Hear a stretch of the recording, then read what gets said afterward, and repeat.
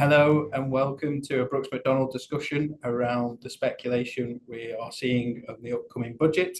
I'm Daniel Barratt, Chartered Financial Planner here at Brooks Financial. I'm joined by my colleague Edward Backhouse, who is also a Chartered Financial Planner. Thanks, Dan. Great to be here. So we're here to have quite a relaxed conversation around the things we're talking to clients about. Ed, what's the main discussion point you're having with clients at the moment? Thanks, Dan. And I don't think there's anywhere else we can start other than the talk about tax-free cash. Probably something that we've heard for the last 11 budgets, in terms of whether there's going to be some speculation as to whether the overall limited tax-free cash that you're allowed to take is going to be limited or removed. And I'm sure this has been the topic of both, our client conversations along with many other advisors as well. It's probably worth starting off by just explaining that briefly the tax-free cash rules in terms of how much you can take without going into too much detail. So at the moment, generally speaking, the total amount of tax-free cash you can typically take for a pension is £268,275. That could change if you have some protections in place. And as with every year, there's been some talk of that amount potentially being reduced down. If you were going to press me on the topic, my gut instinct is that it won't change. I feel that obviously pensions were very hard hit in the October 2024 budget, in which they were included in the IHT assessment from April 2027. So it would feel like a dummy double whammy, for those people with defined contribution pensions sort of going back for more, given the changes last year.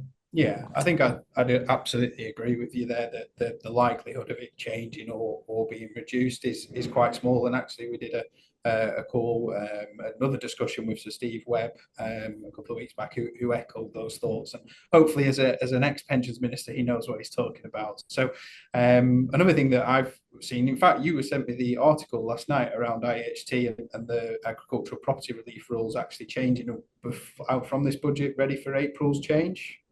Yeah, that'd be quite welcome to many farmers. I'm sure many of us are familiar with the pictures of them with the tractors outside Downing Street, and they were another one of those, along with those who are people who have defined contribution pensions that were quite hard hit by last year's budget.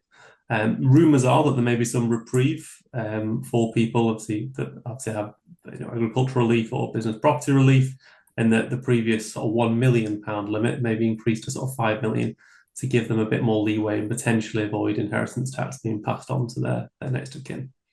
Yeah, it certainly at 5 million, it certainly feels it should.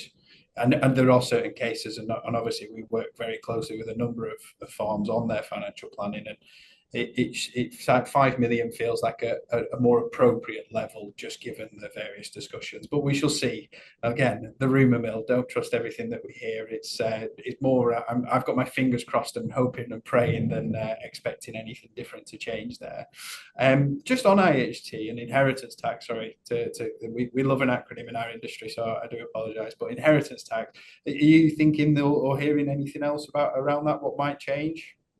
There were a few rumours about obviously the gifting allowance. Now, at the minute, there's no limit on what you can make if you're going to make a gift to another individual, but that has a 7-year clock if you're making a gift out of capital, where it could almost be pulled back into your estate, that gift. There were a few rumours, Dan, I don't know whether you heard this as well, about that potentially being increased to 10 years to try and pull a few more gifts in, or perhaps a limit on the lifetime amount of gifts that one can make. Now, I feel that it is an easy target, inheritance tax. It was obviously heavily targeted last year, in terms of the proportion of households that will potentially pay it, although that is more and more with every year that goes by. I think that IHT threshold of £325,000 per person hasn't changed since 2009.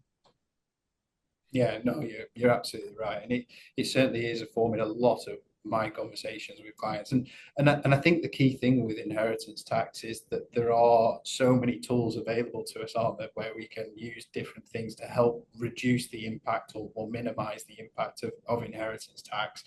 I think in terms of planning for this budget around inheritance tax and what might change, and more generally around this budget, I've been talking to clients a lot that I think this budget, more so than last year's budget, is a bit more of wait and see and react rather than trying to preempt because of the amount of wide-ranging sort of news stories.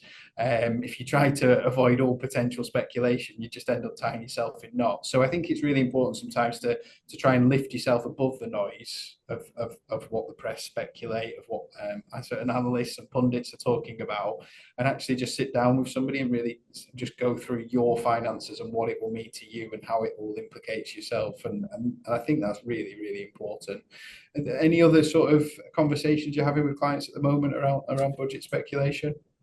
I think many years ago, one of the big topics was cash ISA. Now, there was a lot of rumours coming around sort of the turn of the tax year, around April 2025, about the cash ISA limit being reduced from £20,000, obviously contributing along with the stocks and shares limit, all the way down to £5,000. Now, I think this has been, this has gone around the rumour mill for a few years. I think I read that in 2023-24, there was a 67% increase in demand for cash ISAs. Obviously, clients with that idea to sort of pre-fund, if you will, before that allowance might change.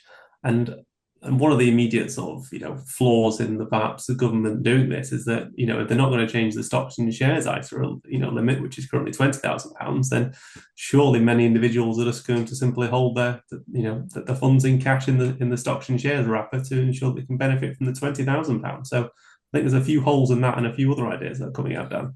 Yeah, I mean, this is one speculation that I'm welcoming. I think we as a nation are criminally underinvested, especially certain generations. Certainly, the younger generation seem to be a lot more interested, whether that's crypto or various other bits and pieces. But the amount of people that hold too much in cash ISAs and have missed out on a lot of money by not actually investing. And obviously investments feel scary, don't they? We have these conversations every day with people about it. It feels unknown, it feels scary, and part of the problem is it only ever gets reported when it's going down. Nobody reports the steady gains that you get for all the other times where you don't hear about it. But I would actually really welcome the limiting of cash ISA allowances and therefore hopefully with some good advice encouraging people to actually invest their money and benefit more greatly than that.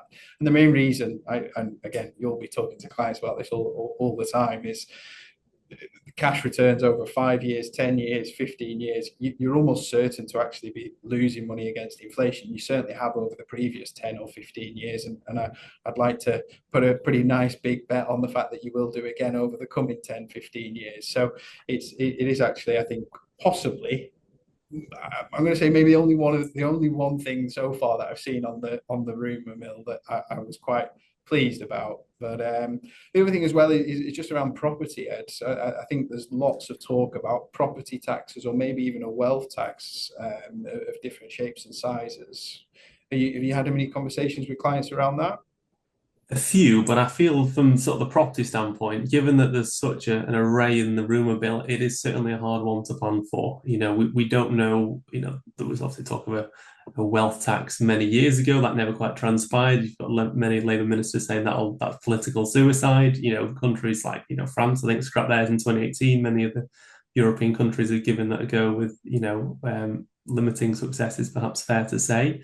I think, from a property perspective, I think we had a good chat on this yesterday, Dan, and it was what advice would you give to clients, who are wondering what to do with the property? And there's very little you can do at the minute. And, it's just trying to plan accordingly and take advice should it come in. Something that I think would benefit and links into both of those last two topics, property and ISAs, is potential changes to a lifetime ISA.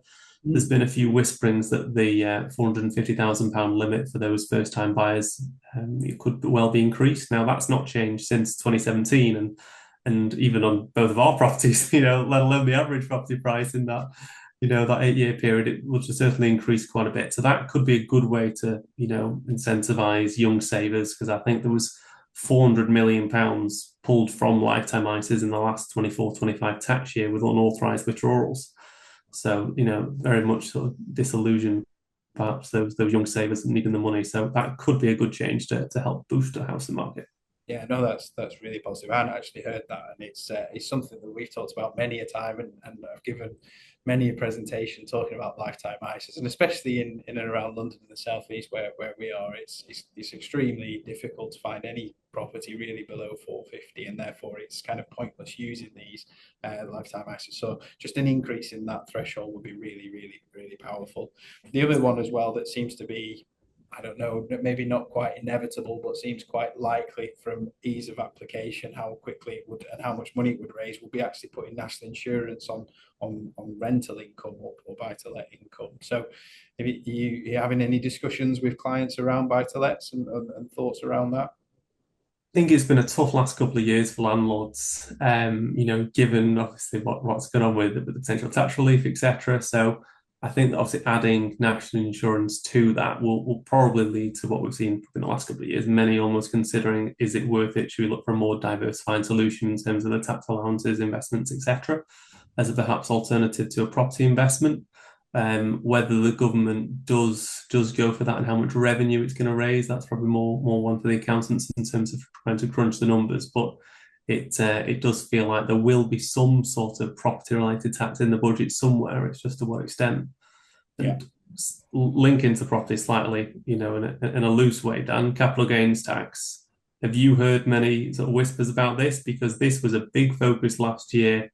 And a lot of people thought that obviously the rates were going to go up in terms of back in October 24, which they ended up doing.